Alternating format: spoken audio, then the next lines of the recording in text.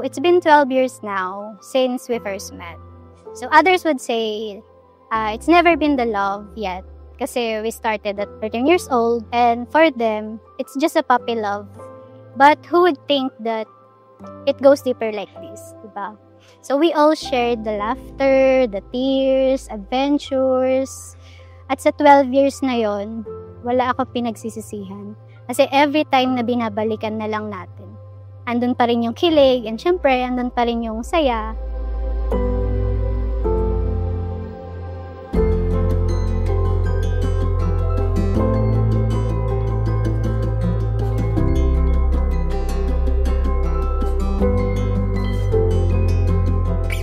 Salamat sa 12 years na ngayon magiging habang buhay na. At kahit anumang pagsubok ang dumating, sa atin pangako ko sa iyo, haharapin natin ito ng magkasama at sabay natin itong malalagpasan dahil alam nating meron tayong Diyos na laging gumagabay sa atin mula sa umpisa. Mga minamahal, this is the day that the Lord has made. So let us rejoice and be glad. Tayo po ay makigalak kay Markley at kay Maylene sa napaka-espesyal na okasyong ito na sa kanilang buhay. Kay tagal pong hinintay ni Markley at ni Maylene ang sandaling ito. Kaya let us join them sa kanilang kagalakan. Be your best friend, to be there until the end. Sa iyo lang ako, walang duda. Handa na, ikaw ay magkasama sa hirap at ginawa, sa bukas at walang hanggan. Handa na maging iyong tahanan, lumuha o tumawa, yayakapin, hahakan. O ang dami kong gustong gawin sa tuwing ika'y kapiling. Sigurado na ako sa'yo, ako'y handa na.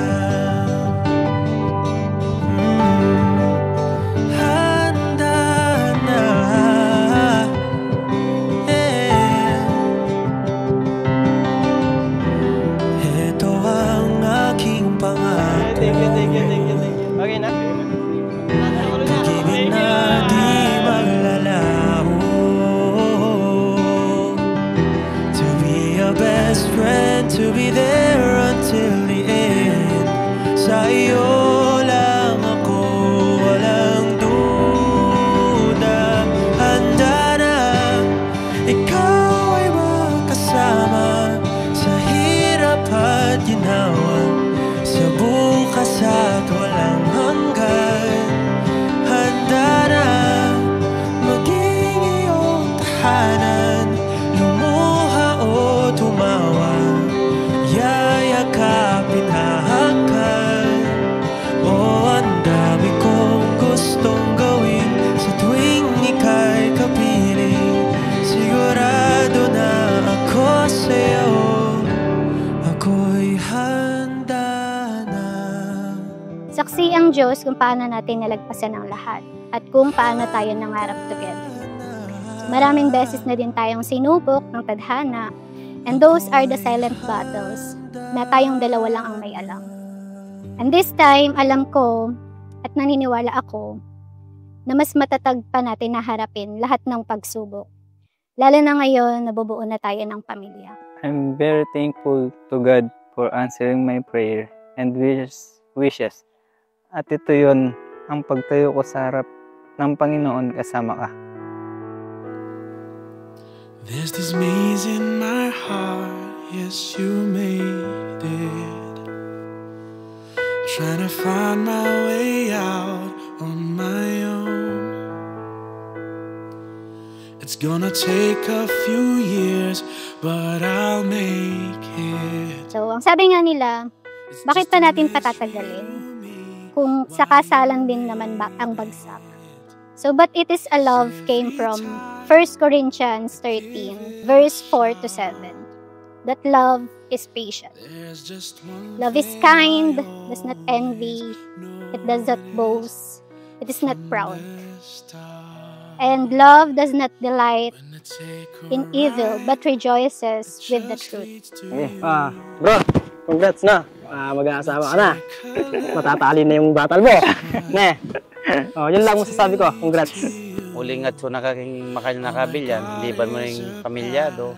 Yung buri ko mong gawan mo, kimbiya mo, na magsikap ka, para ka rin pamilya mo, para nung mga ilang ka, ating kandamputan, magsikap kayo, manipon.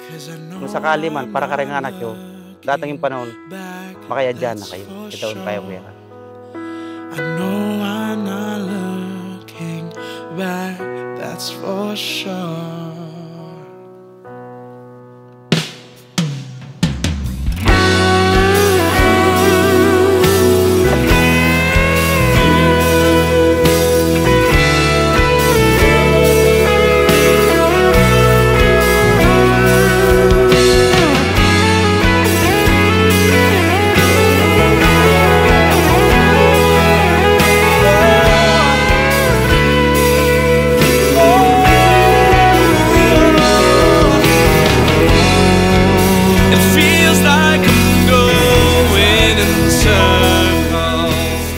Kung ano yung naumpisan nyo, sana hanggang dulo.